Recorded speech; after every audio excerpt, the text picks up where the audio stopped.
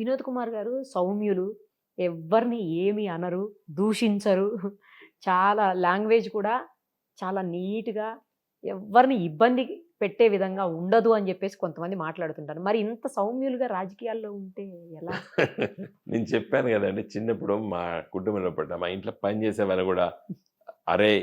రా" అంటే మా అమ్మ కోప్పడేది. ఇంత చిన్నప్పుడు మేము. హ్మ్. ఇంట్లో పని చేసేవాళ్ళుంటారు కదా! అదే పాపం ఆ సార్. రోజులలో. ఆ! ఈ రోజుల్లో పూట పని చేసేవాళ్ళు గూడా కొంచెం అలర్ట్ అయ్యారు. నాలెడ్జ్ వచ్చింది. అవును. వాళ్ళు గూడా ఆ విధంగా పడలేదు. నాకు చిన్నప్పటినుంచెల్లి మీరన్నట్టు అదే. దూషించకపోవడం గల కారణాలు ఆ నేపథ్యం చిన్నతనంలో పెరిగిన పెంపకమే అండి. అంటే దూకుడుగా ఉండరు, దుందుడుకు స్వభావం కాదు అని జెప్పేసి అంటుంటారు అది కొంతమంది. మనస్తత్వం బట్టి ఉంటుంది గదా! రాజకీయాలు మాట్లాడేటప్పుడు నేను గట్టిగానే మాట్లాడతాను. అంటే విమర్శ చేయాలి. కానీ పర్సనల్‌గా జేయొద్దు. సద్విమర్శ ఉండాలి. ఆ! విమర్శను అది పాయింట్ టు పాయింట్. నేను చూడండి అందుకోసమే తెలంగాణ ఉద్యమ కాలంలో పొద్దున చర్చాగోష్ఠిలోకి వెళ్ళినప్పుడు ఆ! సార్. చాలా మంది నన్ననేది. డిస్కషన్స్‌లో. ఆ! డిస్కషన్స్‌కి వెళ్ళినప్పుడు "నువ్వు చాలా కన్వే చేస్తావు మెసేజ్ నువ్వే ఆ! డేంజరు." ఇప్పుడు ఒకసారి సీమాంధ్ర ఆ! ప్రాంతంకును మనకప్పుడు తెలంగాణ డిసెంబర్ 9థ్ అయిన తర్వాత హ్మ్. నేను ఆ డిస్కషన్‌లో పార్టిసిపేట్ చేసి చెప్పాను నేను. ఆంధ్రప్రదేశ్ రాష్ట్రానికి ఇప్పుడు అక్కడ ఉన్నటువంటి యూత్ వీళ్ళందరూ బాధపడడానికి కారణం ఏందంటే, కాంగ్రెస్ పార్టీ తెలంగాణ డిక్లేర్ చేసినప్పుడు ఆంధ్రప్రదేశ్ కూడా మేము ఒక ఐఐటీ ఇస్తాము. ఒక all India institute of medical sciences ఇస్తాము. లేదా మీకు ఒక ఇవి ఇస్తామని చెప్తే అక్కడున్న పిల్లలకి ఓహో! మాకు గూడా డివైడ్ వల్ల బైఫర్కేషన్ వల్ల మాకివన్నీ వస్తాయి అనే ఫీలింగొస్తే అంత నిరసన చెప్పరని జెప్పాను నేను. ఓహ్! వాళ్ళని గూడా కన్విన్స్ చేసేసారు. ఆంధ్ర వాళ్ళని గూడా. అప్పుడన్నారు అందరూ. "అబ్బా! నువ్వే డేంజర్ మాకు. అదే. లొల్లి పెట్టుడే చాలా ఈజీ." ఆ సౌమ్యంగా అలాగే కంటిన్యూ అవుతా ఉన్నారు ఇప్పటికి గూడా స్టిల్. ఇగ ఇప్పుడు చేంజ్ చేసుకోలేము గదండీ. చేంజ్ అదే చేసుకోవాల్సిన సార్. అవసరం అవును. గూడా లేదు. లేదు. నేను లేదు. కోరేదేంటంటే నేను కరీంనగర్‌లో హ్మ్. మన బ్యాడ్మింటన్ టోర్నమెంట్స్ అయితే నన్ను పిలిసారు. ఓకే. నేను అక్కడ చెప్పానండి. ఇన్‌స్టాగ్రామ్‌లో దాంట్లో వైరల్ అవుతుందది. Okay sir. నేను అనుకోకుండా నన్ను నోట్లోకెళ్ళొచ్చింది. హ్మ్. ఏం జెప్పానంటే, స్పోర్ట్స్ పర్సన్ దగ్గర స్పోర్ట్స్‌మెన్‌షిప్ మీరు నేర్చుకోవాలి రాజకీయ నాయకులు. కరెక్ట్. గెలుపు, ఓటముల్ని సహజంగా, సమానంగా సమానంగా తీసుకోగలగాలి. తీసుకునేటువంటి గుణం స్పోర్ట్స్ పర్సన్స్‌కుంటది. కరెక్ట్. మీ కరెక్ట్. దగ్గర మా రాజకీయ నాయకులు నేర్చుకోవాలి. హ్మ్. తర్వాత రాజకీయాల లోపట రాజకీయ ప్రత్యర్థులు ఉండాలే తప్పితే గాని, రాజకీయ శత్రువులు ఉండకూడదని చెప్పాను నేను. మనందరం కూడా ప్రజలకు సేవ చేయడానికి పని చేస్తున్న వాళ్ళం. సరే నీ ఆలోచనలు కరెక్ట్ కావచ్చు, కాకపోవచ్చు అవునవును. విమర్శిద్దాం. హ్మ్. ఫర్ హ్మ్. ఎగ్జాంపుల్ కమ్యూనలిజం మతోన్మాదం అనుకోండి. తప్పనిసరిగా దాన్ని విమర్శిద్దాం. మంచిది కాదని చెప్దాం. హ్మ్. హ్మ్. లేకపోతే ఆర్థిక విధానాలు ప్యూర్‌గా క్యాపిటలిస్టిక్ మోడ్. హ్మ్. పెట్టుబడిదారు వ్యవస్థనే ఉండాలనేవాడు కాదు. ఈ దేశానికి సరిపడదు. ఇది చాలా గొప్ప దేశము. 140,00,00,000 ఉన్నటువంటి జనాభా ఉన్నటువంటి దేశం. ఇక్కడ సంక్షేమ ప్రభుత్వాలు నడవాలే. పేదవాళ్ళని కూడా చూసుకోవాలి. కొంతమంది ఏమంటారండి, ఓసారి నేను ఫ్లైట్‌లో ఎళ్తున్నాను. హ్మ్. Very interesting. కేసీఆర్ గారు ముఖ్యమంత్రి గారు, నేను ఎంపీ కరీంనగర్. ఓకే. ఫ్లైట్‌లో ఎళ్తుంటే నా పక్కకు ఒకతను కూర్చున్నాడు. మాకు ఎగ్జిక్యూటివ్ క్లాసెస్ ఉంటాయి కదండీ యాహ్! ఎంపీలకి. యాహ్! అవునవును. ఓహ్! అవును. సమ్ సీఈఓ ఉన్నాడు. మీరు అని నన్ను అడిగాడు. నేను I'm a politician, member of parliament అన్నా. ఫ్రమ్ విచ్ పార్టీ అన్నా. ఐయామ్ ఫ్రమ్ టీఆర్ఎస్ పార్టీ అన్నా. నో, నో, నో మీ పార్టీ అంతా తప్పు చేస్తున్నది. మొత్తం ఫ్రీబీస్ ఇస్తున్నారు. అప్పుడే రైతు బంధు ఆహా! ఆహ్, ఈ అనౌన్స్ ఈ చేసిన అనౌన్స్ టైంలో. చేసాం. అంత డబ్బులు ఎట్లిస్తారు? అంత కరెక్ట్ కాదు. థిస్ ఈస్ నాట్ గుడ్ అన్నట్టు చెప్పాడు. నేను రైతు చెప్పాను బంధు గూడా గుడ్ గాదంట? చెప్పాడతను. రైతు బంధు అంత డబ్బులెందుకు వేస్ట్ చేసి నేను చెప్పానండి. రైతులు 60 సంవత్సరాల దాటిన తర్వాత తనకు ఒక రూ. 2,000 ఇవ్వడం నువ్వు తప్పు పడుతున్నావు గదా! నేను ఎక్స్‌ప్లెయిన్ చేస్తా విను అని చెప్పిన. హ్మ్. ఆ రైతు తన చిన్నతనంలో కూడా యూత్ అంటే 16, 17 ఏళ్ల అప్పటి నుండి ఈ 65 ఏళ్ల వరకి తన రక్తాన్ని చెమటగా మార్చి, ఎగ్జాక్ట్‌లీ. శ్రమపడి పండించినటువంటి పంటనే ఇప్పుడు మనం తిన్నాం ఫ్లైట్‌లో. తింటున్నాం. కరెక్ట్. ఆరుగాలం శ్రమ పడినా గూడా అంత గిట్టుబాటు ధర వస్తదని ఆ! గ్యారంటీ ఉండదు. గ్యారంటీ లేదు. అంత పంట క చేతికొస్తదని గ్యారంటీ గ్యారంటీ లేదు. లేదు. అంత కష్టపడ్డటువంటి రైతు 60, 20 సంవత్సరాల తర్వాత ఎవరు జాదాలి? యెస్. తను పండించిన పంట దేశ ప్రజలకిచ్చాడు. అవును. ఆ వచ్చిన వాడికి ఒక రూ. 2,000 సంక్షేమం మనం ఇవ్వడంలో కూడా తప్పు లేదు. హ్మ్. అదే మన ప్రభుత్వ ఉద్యోగస్తులుంటారు. మీలాంటి కార్పొరేట్ కంపెనీలుంటారు. అవును. ప్యాకేజీలిస్తారు. అవును. రిటైర్ అయిన తర్వాత పెన్షన్‌లు, రూ. 1,000 పెన్షన్ పెన్షన్‌లొస్తున్నాయి. లక్షల్లో సార్? లక్షలు. మా తండ్రి తహసీల్దార్‌గా రిటైర్ అయ్యాడు. ఇయాల ఆయనకొక 60, 70,000 రూపాయలు పెన్షనొస్తున్నది. నాకు తెలిసిన ఆయనకి ఒక ఆయనకి 2,20,000 వస్తుంది పెన్షన్. పెన్షన్. హ్మ్. నేను పెన్షన్ ఇవ్వడం తప్పంటలేను. కానీ ఒక 30 ఏళ్ళు కష్టపడి జీతాలొచ్చి ఉద్యోగస్తులకు ఎట్లయితే పెన్షనొస్తుందో పాపము కష్టపడి శ్రమించి వాళ్ళ చెమటను ఊడ్చినటువంటి వాళ్ళకు 2,000 మనం ఇవ్వలేమా అంటే ఆయనే ఫ్లైట్ దిగేదాకా మళ్ళీ నాతో మాట్లాడలేదండి. అదే దట్ అంటే ఈస్ ఆయన కూడా ఆలోచనలో పడి పడుండాలి. ఉంటాడు. సంక్షేమ ప్రభుత్వం, వెల్ఫేర్ స్టేట్. ఇండియా మన ప్రియాంబుల్నే రాసుకున్నాం. Yeah. It's a welfare state. కాబట్టి ఈ దేశంలో సంక్షేమ పథకాలు ఉండాలి. ఫ్రీబీస్ అవన్నీ ఇచ్చడం తప్పంటున్నారు. కాకపోతే ఓట్ల కోసం గారడి చేయొద్దు. Yeah. విపరీతమైనటువంటి అమలు కాని హామీలొద్దు. నీ ఆర్థిక పరిస్థితి ఏంది? అలవి గాని హామీ. ఆ! నీ ఆర్థిక పరిస్థితి ఏంది? నువ్వు ఎంతవరకు నువ్వు ఇవ్వగలుగుతావు? బ్యాలెన్స్ చేసుకుంటూ పోవాలి. ఇయాల రైతు బంధు, రైతు బీమా, ఇయాల మధ్యతరగతి కుటుంబాలు మనందరం ఎల్ఐసి ఉంటుంది మనకి. చనిపోతే భార్య, పిల్లలు బతికేయడానికి ఇంతో అంతో ఉంటుంది ఒక ప్రభుత్వ ఉద్యోగస్తునికి. అదే ఒక రైతు అన్‌ఫోర్సిన్ ఒక మోటార్ సైకిల్ యాక్సిడెంట్ కావచ్చు, ఒక పాము గుట్టొచ్చు, ఒక తేలు గుట్టొచ్చు, కొన్నిసార్లు ఆత్మహత్య ఆత్మహత్య చేసుకోవచ్చు. చేసుకోవచ్చు, క్యాన్సర్ రావచ్చు. ఇవాళ 5 లక్షల రూపాయలు మనం ఇస్తున్నాం ఎల్ఐసితోని ఇన్సూరెన్స్ చేసి. ఇది ఈ దేశంలో ఎక్కడ లేదండి. ఒక తెలంగాణ రాష్ట్ర ప్రభుత్వము కేసీఆర్ గారు ఆలోచన కోసం ఆ రోజు మేము కూడా పార్లమెంట్ సభ్యులుగా ఢిల్లీలో ఎల్ఐసి ఆఫీస్కి వెళ్ళాం. నేను మా తోటి ఎంపీలం కేసీఆర్ గారు ఓకే. చెప్తే పోయి ఒప్పించిన వాళ్ళని. ఏ రైతు ఏ కారణంతో చచ్చిపోయినా కూడా ఇలా 5 లక్షల రూపాయలు వారం రోజులు, ఇప్పుడు చనిపోయిన వారం రోజులు కూడా తీసుకెళ్ళి ఆ భార్యకి ఇస్తున్నాం. ఓ గ్రేట్. ఇలా రైతు బంధు ఎందుకు ఇస్తున్నావు? ఎప్పుడైతే నీకు రోహిణి కార్తె పోతుందో, తొలకరి జల్లులు పడతాయో, రైతు తయారవుతాడు. భూమి దున్నుకోవాలి, ఈ విత్తనాలు వేయాలి, తర్వాత ఒక యూరియా బస్తా జల్లాలనే ఆలోచన ఉంటుంది. పెట్టుబడి కోసం పిల్లి కూనలాగా తిరుగుతా అంటాడు ఊళ్ళలో, ఎవరైనా పెట్టుబడి ఇస్తారా అని. ఇలా రైతు బంధు ఆ ఆలోచనలో పుట్టింది ఆ పథకం. ఓకే. ఓట్ల కోసం పుట్టిన పథకం కాదు. ఇలాంటి పథకాలు ఉండాలి. కళ్యాణ లక్ష్మి ఇచ్చాం. ఒక అమ్మాయికి పెళ్ళేటప్పుడు 1 లక్ష రూపాయలు పాత రోజులు మేనమామలు కట్నాలు ఇచ్చేది. ఈరోజు ఒక ప్రభుత్వం తరఫున ఎంత పేద అమ్మాయి కానీ ఒక బంగారపు మంగళసూత్రము, మట్టెలు, ఒక చెవుల రింగులు కొనుక్కునడానికైనా ఒక ప్రభుత్వం తరఫున ఇవ్వాలని చెప్పి ఆలోచన. ఇవన్నీ సోషల్ వెల్ఫేర్. ఇవన్నీ లేకపోతే ప్రజలు బతకాలనే ఆశ కూడా ఉండదు. తిరుగుబాటు మనస్తత్వం వస్తుంది. కానీ ఇన్ని చేశారు, చాలానే ఇచ్చారు, చాలా సంక్షేమ పథకాలను అమలు చేశారు. చాలా మంది పబ్లిక్ దానివల్ల బెనిఫిట్ కూడా అయ్యారు. వాళ్ళు కూడా ఒప్పుకున్న సందర్భాలు. అయినా ఎందుకు మిమ్మల్ని ప్రజలు తిరస్కరించారని అనుకుంటున్నారు? అంటే అంటే ఏమైనా సమీక్ష జరిగిందా సార్? జరిగింది. నేను కేసీఆర్ గారు కూడా చాలాసేపు మాట్లాడుకున్నాము. 2-3 అవర్స్. ప్రజలు 10 సంవత్సరాల ప్రభుత్వం చూశారు ఒకటి. తర్వాత ఎమ్మెల్యేలు, ఇదే ఎమ్మెల్యే కదా, పాపం ఎమ్మెల్యేలకు ఏమిటంటే రోజువారీ సమస్యలు ఉంటాయండి. అన్ని సమస్యలు పరిష్కారం చేయకపోవచ్చు. మీకు ఒక 99 పనులు చేసి ఒక పని చేయకుండా కూడా నచ్చదంట. సో అది ఒక మూమెంటరీ అనేది ఒకటి. కొన్ని తప్పిదాలు కూడా మా వైపు నుంచి కూడా జరిగినాయని చెప్పి కూడా మేము అనుకుంటున్నాము. కొంత ముఖ్యమంత్రి గారు కలవడు అనేది ఒక మాట. కలవాలి, నేను వద్దంటలేను. కానీ నిత్యం అదే కలిసినప్పుడు పనులు చేయడం. కేసీఆర్ గారు ఈ 10 సంవత్సరాలు తను ప్రతిరోజు మినిమం 12 అవర్స్ పనిచేశారండి. 18 అవర్స్ వరకు కూడా పనిచేసిన రోజులు నేను చూశాను కల్లారా. ఆయన ఇరిగేషన్ ప్రాజెక్ట్ ఎట్లా కట్టాలి, పవర్ ప్రాజెక్టులు ఎట్లా కట్టాలి, ఈ సంక్షేమ పథకాలు ఎట్లా అని చెప్పి గంటల తరబడి అధికారులను కూర్చోబెట్టుకుని చర్చించి పనులు. ఎందుకంటే క్యాంప్ ఆఫీస్ లో కంటే ఆయన ఎక్కువ ఫామ్ హౌస్ లోనే ఉంటారు అనేది కదా సార్ ఎస్టాబ్లిష్ చేయగలిగారు. అది దుర్మార్గమైన దుష్ప్రచారం అండి. నాకు తెలుసు కదండి. వారు ఎక్కడున్నా కూడా పోయిండు అని చెప్పి దుర్మార్గంగా దుష్ప్రచారం చేశారు ఫామ్ హౌస్లోనే. అది కరెక్ట్ కాదు. ఎక్కువ సమయము తన అధికారులతోని ఈ కొత్త రాష్ట్రం వచ్చింది, ఈ కొత్త రాష్ట్రాన్ని ఏ విధంగా పునర్నిర్మించాలనేటువంటి సమయం ఎక్కువ కేటాయించారు. అందుకోసమే మీకు 4-5 విషయాలు చెప్తానండి. ఏది మీకు అప్పులు చేశాడు, ఇది చేశాడు, ఇది చేశాడు, అప్పుల రాష్ట్రాన్ని అని చెప్తారు. ఈ డెట్ బాకీ జీడిపి రేషియో ఇండియాలో అతి తక్కువ ఉన్నటువంటి రాష్ట్రాల్లో కూడా తెలంగాణ రాష్ట్రం అండి. తెలంగాణ రాష్ట్రం కంటే 28 రాష్ట్రాలు ఉన్నాయి ఇవాళ భారతదేశంలో. 28 రాష్ట్రాల లోపల తెలంగాణ స్టాండ్స్ ఎట్ 26th. అంటే కిందికి 4 యూనియన్ టెరిటరీస్తో కలుపుకున్న తర్వాత.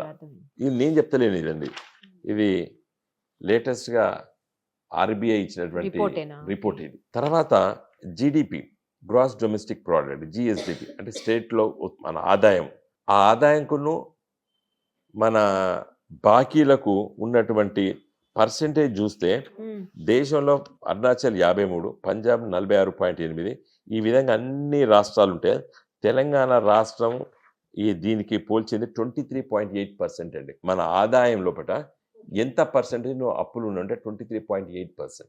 53% ఉన్న రాష్ట్రాలని, 48% ఉన్నటువంటి రాష్ట్రాలని. తెలంగాణ రాష్ట్రం చాలా తక్కువ. తర్వాత మన బడ్జెట్ ప్రతి సంవత్సరం బడ్జెట్ పెడతామండి. ఆ బడ్జెట్లో నీ రాష్ట్ర ఆదాయం ఎంత ఉంది, కేంద్ర ప్రభుత్వం నుంచి మనకు వచ్చేటువంటి డివల్యూషన్ కేంద్ర ప్రభుత్వం మన ట్యాక్సెస్ కొన్ని మనకు వాపసు ఇస్తుంది. దాన్ని డివల్యూషన్ అంటాం.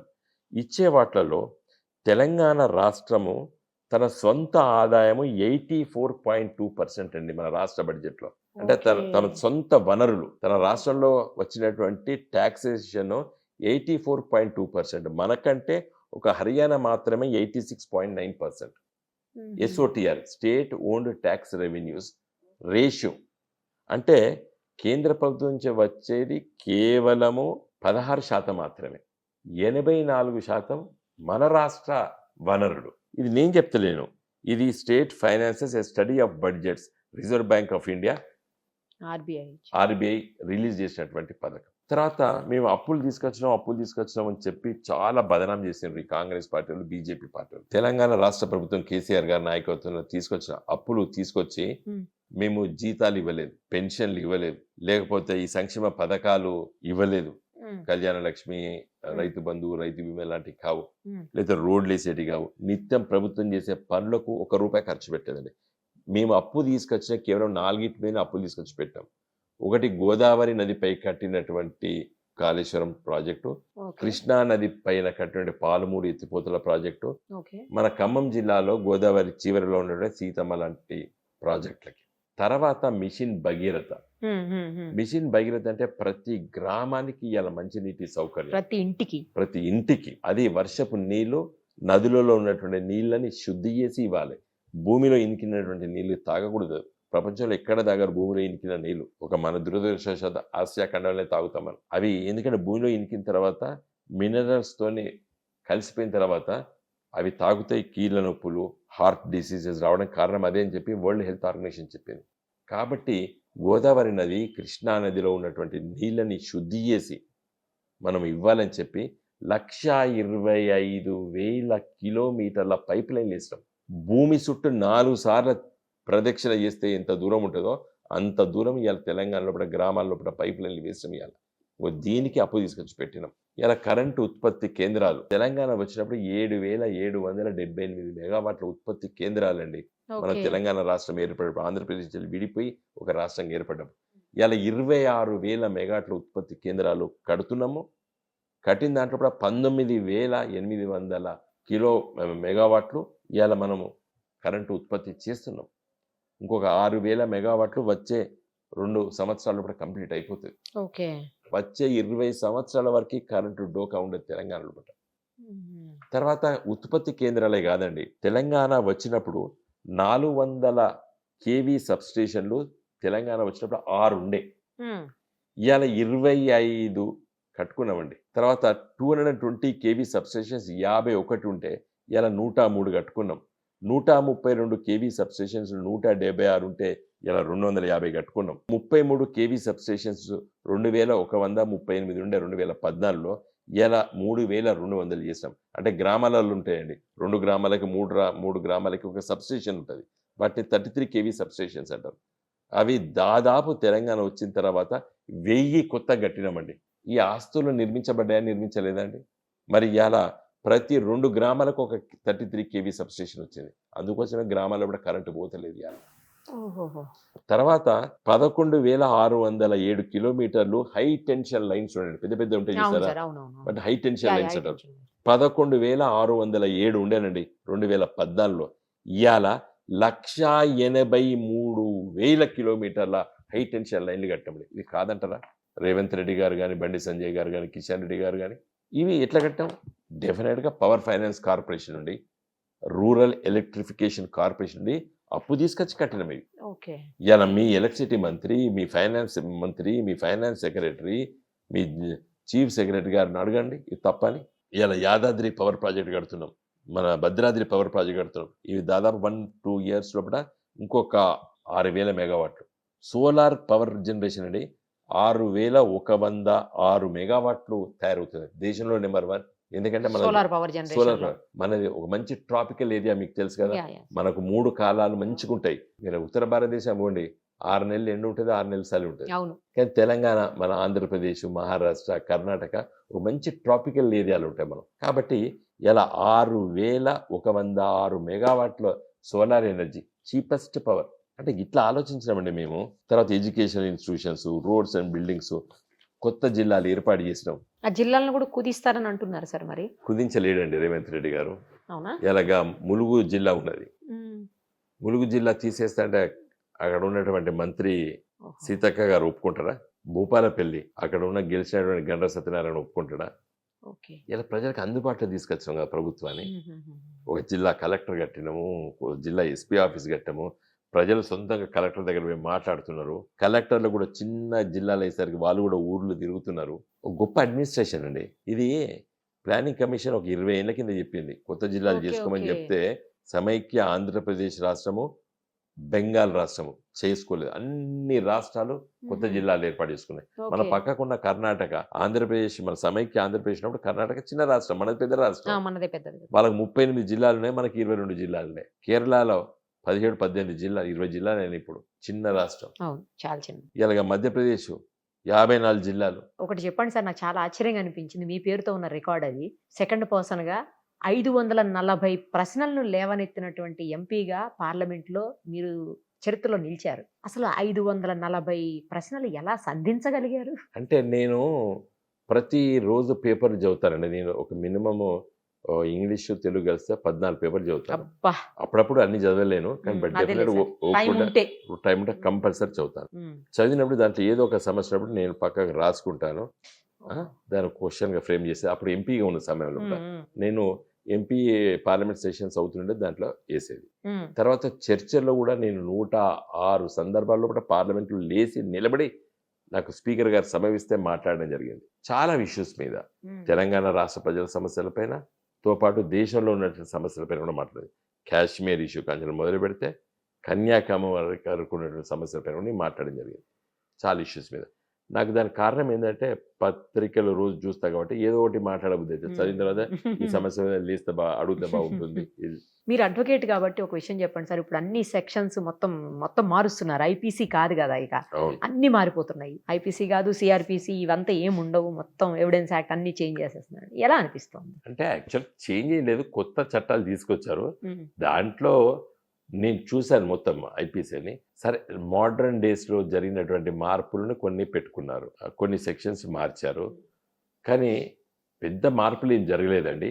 ఉన్న వాటిని కింద ఉన్న సెక్షన్స్ తీసుకొచ్చి మీద పెట్టిర్రు. మీద ఉన్న సెక్షన్స్ కింద పెట్టారు. ఐపీసీ నేమ్స్ కూడా చేంజ్ అయ్యాయి. అది చాలా బాధాకరమైన విషయం ఏందంటే, అది హిందీలో పలకడం అనేది ఆ! దేశ ప్రజలకి దక్షిణ భారతదేశంలో పలకడం లేము. ఇండియన్ ఎవిడెన్స్ యాక్ట్‌ని, ఇండియన్ పీనల్ కోడ్‌ని ఇవన్నీ కూడా పేర్లు సీఆర్‌పీసీని ఇవన్నీ వాళ్ళు పెట్టడం జరిగింది. నా దృష్టిలో మరి చాలా కష్టమైతది. మన సౌత్ ఇండియన్ స్టేట్స్‌కి ముఖ్యంగా. వాటిని ఇప్పటికే తమిళనాడు వాళ్ళు ప్రొటెస్ట్ చేస్తున్నారు. వాళ్ళు అసలే అక్కడ తమిళ్‌లో ఆర్గ్యుమెంట్ చేస్తారు గదా సార్. వాళ్ళ లోకల్ లాంగ్వేజ్. నార్త్ ఇండియాలో కూడా హిందీలో ఆర్గ్యుమెంట్ చేస్తారు. ఒక దురదృష్టకరం మన తెలుగు రాష్ట్రాల్లో పెట్టిన మనం ఇంగ్లీష్ మాత్రం ఇంగ్లీష్‌లోనే. ఇంగ్లీష్‌లోనే. ఒక తెలుగులో ఓన్లీ మాట్లాడరు కదా కోర్ట్‌లో అసలు. తెలుగు స్టేట్స్‌లో పెట్టిన ఇంగ్లీష్‌లో ఎక్కువ ఉంటుంది. బట్ వేరాజ్ మీకు తమిళ్ గానియండి, లేకపోతే కర్ణాటకలో గానియండి, నార్త్ ఇండియన్ స్టేట్స్ అయితే ఓన్లీ హిందీలోనే ఉంటది.